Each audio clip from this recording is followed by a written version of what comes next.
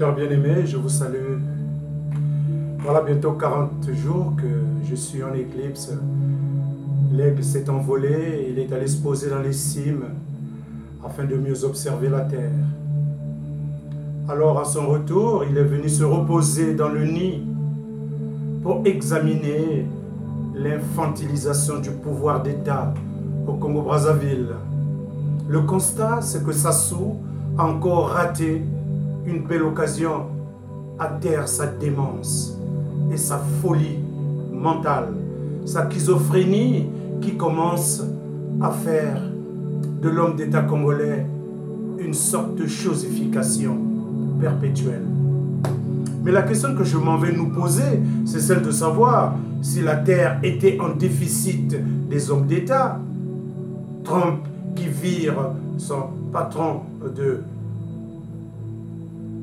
la défense, si vous voulez que je l'appelle comme ça, cette structure qui est chargée de veiller à la sécurité des États-Unis et aussi de la planète, puisqu'ils se sont réclamés gendarmes du monde. Mais avec un homme comme Trump, allons-nous aller vers cet objectif? Lui qui est partagé entre la force de la Russie, qui est en intelligence avec la Chine, est en train de prendre le dessus quelque part dans le monde. Alors revenons sur la défaillance des hommes d'État dans le monde. Et Sassou est le modèle, la pièce ratée. C'est vraiment un incident biologique qui est parvenu au Congo-Brazzaville, que ce Sassou qui continue à afficher sa démence. Selon lui, il n'y aurait aucune crise dans le pôle. C'est inimaginable.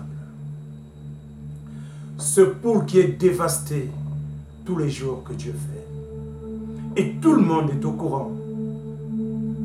Et lorsque nous regardons l'analyse psychotique de ce Sassou, les détenus politiques seraient des cas de crimes juridiciables, alors qu'en réalité, nous assistons à l'arrêt des personnes qui ont compéti avec lui lors de l'élection présidentielle. Si quelque chose leur était reproché, pourquoi cela ne s'est pas fait avant?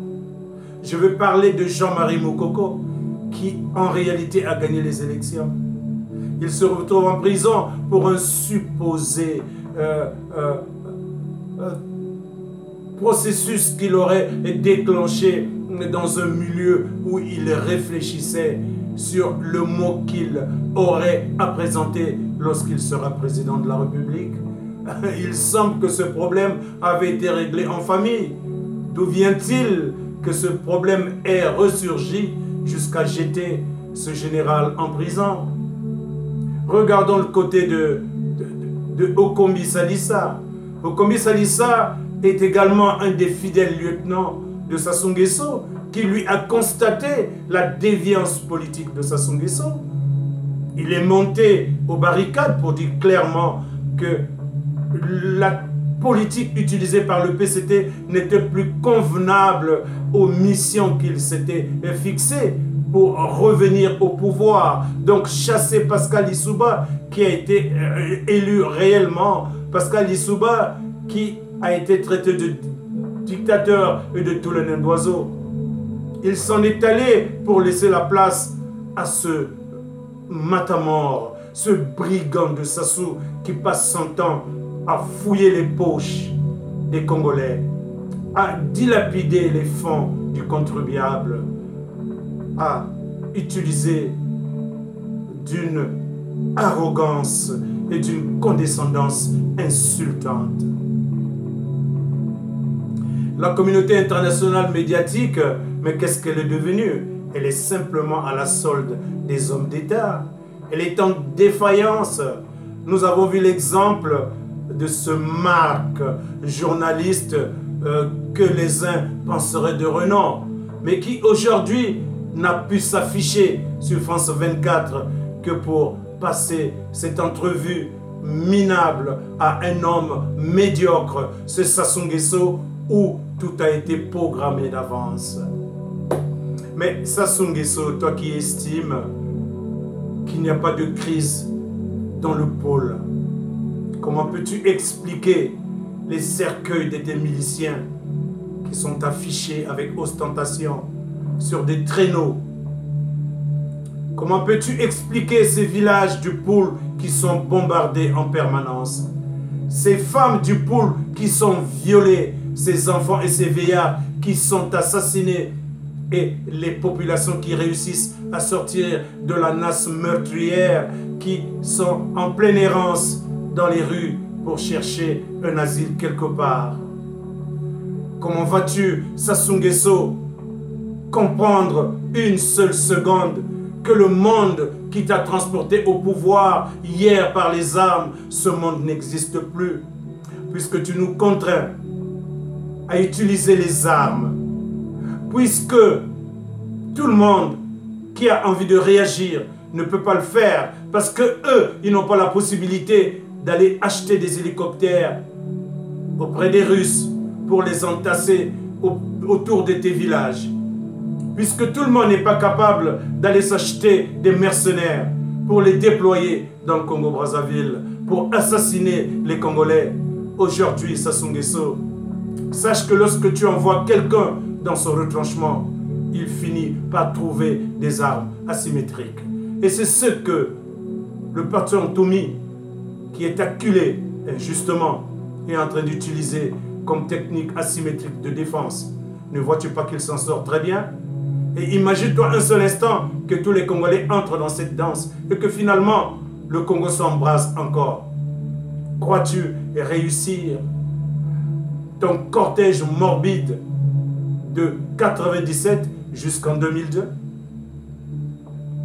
Je vais terminer cette vidéo en tournant mon regard vers le respect lequel nous avons été éduqués, nous autres, qui avons dépassé le demi-siècle de vie. Le respect de la vie, le respect de l'autre, le respect du droit d'aînesse, l'éthique politique, que des personnalités comme Opango, Kikungangot, pour ne citer que ces deux, ont su imprimer en lettres d'or dans les cœurs des Congolais. Où est passée la déontologie professionnelle, celle-là qui guidait l'analyse systématique des situations administratives, des situations d'ingénierie, des situations technologiques, scientifiques, professionnelles à tous égards. Mais où est donc passée la morale? La morale où je me souviens le matin lorsque j'entrais à l'école primaire, morale était la première chose que je lisais à l'angle gauche du tableau. Le professeur avait écrit la morale. Donc l'éducation qui devrait guider notre vie d'enfant jusqu'à atteindre l'âge de la majorité, c'est là qui nous amène à étudier dans les collèges, les lycées, les universités et enfin de devenir des personnes utiles à la société, parce que la continuité s'assume dans un continuum qui devait être respecté de manière à céder le relais, mais sans brutalité. Et quand je parle de la brutalité, je vais aller vers le stupide et absurde macadam. Ce fameux macadam que certains apprentis politiques ne cessent de nous claironner pendant les réunions. Il serait resté 20 années de carence politique. 20 années en réalité de vacuité et de vénalité politique et initiatique de ces prétendus opposants politiques à Sassou, qui en réalité ne sont que des minables carapaces de la médiocrité. Nous les avons vus lorsque Mwamba arrive au pouvoir. C'est toute la petite jeunesse de la Lukumu qui pense qu'il faut soutenir Mwamba. La panique entre dans les institutions organisationnelles. Vous avez vu également lorsqu'il s'agissait de nommer un prétendu responsable de la diaspora. Mais ça s'est passé exactement comme dans des petits couloirs de la mort où des décisions sont déjà prises en avance. Aucun respect de la démocratie, alors que la diaspora, c'est la représentativité de toutes les personnalités ou les simples individus qui sont dans les pays du monde, qui ont été forcés de quitter leur pays, et ces personnes devraient être consultées de manière démocratique, de manière consensuelle. Je me souviens lors d'une réunion, je parlais du management du consensus. Un prétendu intellectuel n'avait rien compris au management du consensus. Pourtant, dans une de mes vidéos, j'avais parlé du management de la terreur. Mais lorsque je suis venu parler du management du consensus, il n'a rien compris. Et pourtant, c'est ce qu'il fait tout le temps. Il essaie de faire un effort, de prendre d'une main ceux des États-Unis, de l'autre ceux du Canada, et de la troisième main qu'il possède, lui, celle-là, la félonne, aller chercher les gars de Paris, etc. On peut jouer à ce management du consensus, mais lorsque lors d'une réunion, je ressors cette élévation du management, il n'a rien compris. Il arrive dans une sorte d'agressivité, cette minable carapace de la médiocrité. C'est vraiment triste. Alors, lors de mon vol, en descendant justement, j'ai trouvé ce Sassou Nguesso qui a raté cette belle occasion de se taire, sa démence, sa folie et sa schizophrénie. Ce minable, ce médiocre Sassou Nguesso qui, lui, n'a jamais su être un homme d'État. La seule chose qu'il sait faire, c'est d'éliminer, même dans son propre camp, tous ceux qui ne regardent pas les choses de la même manière que lui. Imaginez le sort des opposants. Il trouve toujours un moyen pour leur couper la tête. C'est vraiment triste, la situation dans laquelle se trouve le Congo-Brazzaville aujourd'hui. Mais nous avons un espoir très fort. Lors de notre vol, nous nous sommes posés parfois à des endroits où nous avons écouté les chants des oiseaux, où nous avons écouté le chant du vent, nous avons écouté le mouvement de l'air dans le cosmos, le battement des branches sous le vent. La tristesse des âmes déchues, celle-là qui constate que les Congolais de Brazzaville ne peuvent plus agir parce qu'ils sont enchaînés. Et ceux qui sont détenteurs des moyens, ceux-là qui ont détourné les moyens de leur public, mais qui ne regardent pas dans la même direction que Sassou. Ceux-là qui sont capables de mettre la main dans la poche, ils ne savent rien faire. Aujourd'hui, nous avons été partout. On nous a vus partout, en Afrique, en Europe, partout. Nous avons été dans notre vol d'aigle, de rapaces, mais rapaces qui ne se contentent pas de manger le corps des morts, mais rapaces qui ne se contentent que de prendre ce qui est frais, ce qui est pur. Et c'est ce que nous avons la responsabilité de faire. Gardez votre argent dans vos poches. Continuez à être égoïste, vous n'êtes pas capable de cotiser un petit minable 100 $, comme disent les Canadiens, pour donner de l'énergie à ceux-là qui cherchent des solutions pour le Congo-Brazzaville. Je fais un clin d'œil à une personne qui voudrait donner de l'argent, mais qui semble enchaînée. Cette personne qui souffre dans le silence de son âme, pour plusieurs raisons, je comprends cette personne. Je suis de tout cœur avec elle, cette personne. Mais vivement que dans les prochains jours, un changement radical se fasse. Et cela se fera. Nous en sommes convaincus.